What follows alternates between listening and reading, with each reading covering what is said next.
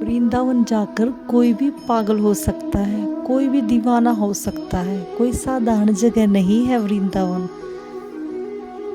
प्रेमियों की धरती है, श्री कृष्ण की धरती है, ब्रज भूमि है।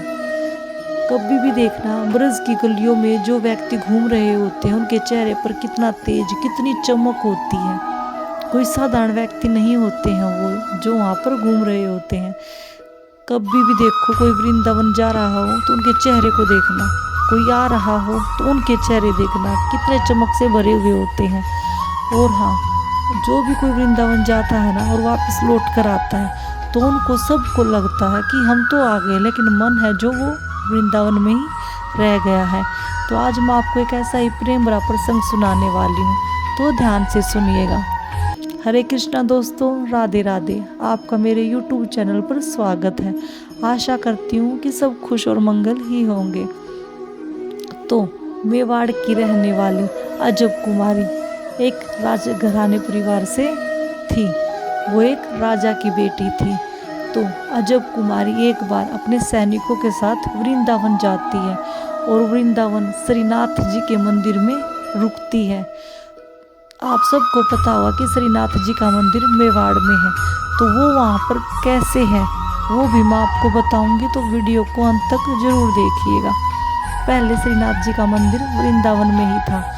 तो अजब कुमारी श्रीनाथ जी के मंदिर जाती है और श्रीनाथ जी की मूर्ति को देखते ही उनमें खो जाती है।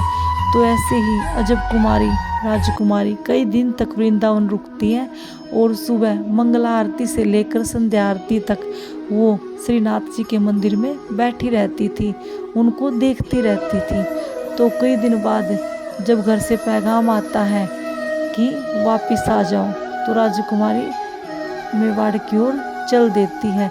लेकिन राजकुमारी को क्या महसूस होता है, जैसे जैसे घर की ओर जा रही हूँ मेरा मन वृंदावन में ही रुका हुआ, उनकी तबीयत खराब होनी शुरू हो जाती है। तो जैसे ही राजकुमारी घर तक पहुंचती है उनकी हालत बहुत ही ज़्यादा खराब हो जाती है।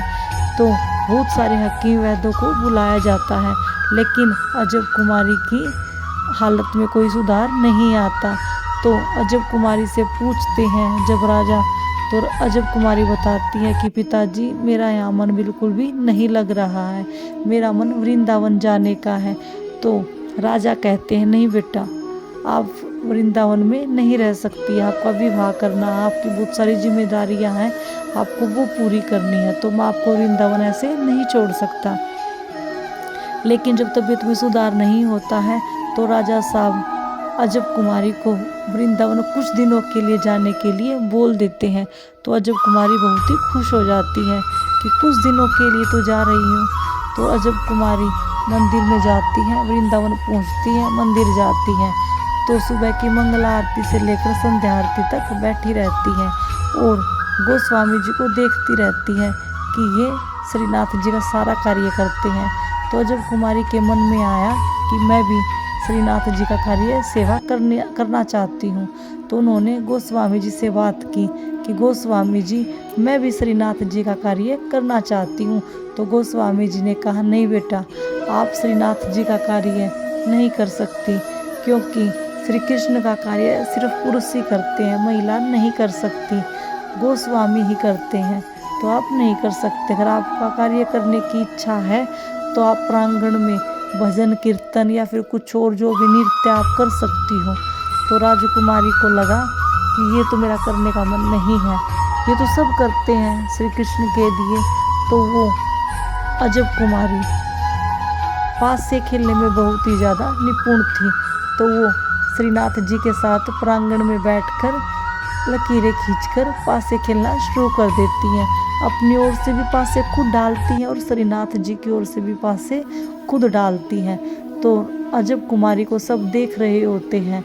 तो जब भी राजकुमारी जीतने वाली होती है तो राजकुमारी श्रीनाथ जी को जिता देती है।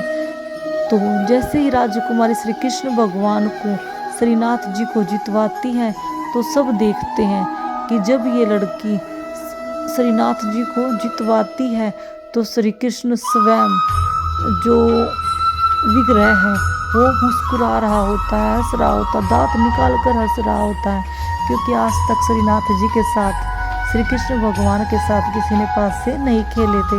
सब आते हैं, अपनी समस्याएं सुनाते हैं, अपनी परेशानियां सुनाते हैं, भजन कीर्तन करते हैं, लेकिन आज तक कोई भी श्री कृष्ण भगवान के साथ खेला नहीं होता है।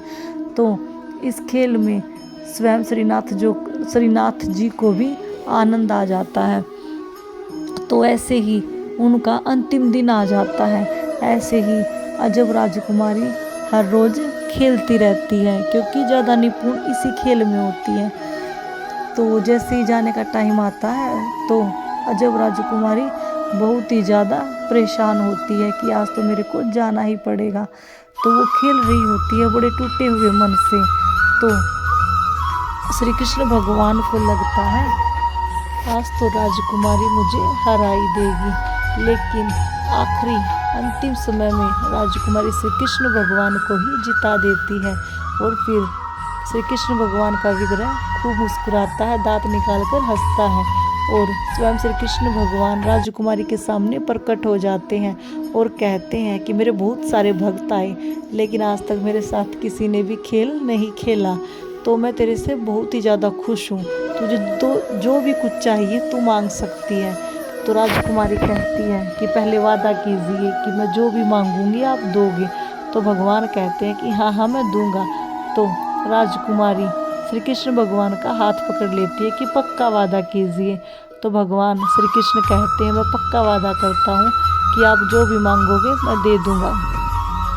तो राजकुमारी कहती है कि मेरा आपके बिना बिल्कुल मन नहीं लगता और मेरा यहाँ से जाने का बिल्कुल मन नहीं है, तो मैं यहाँ नहीं रुक सकती। मैं चाहती हूँ कि आप मेरे साथ मेवाड़ चलें।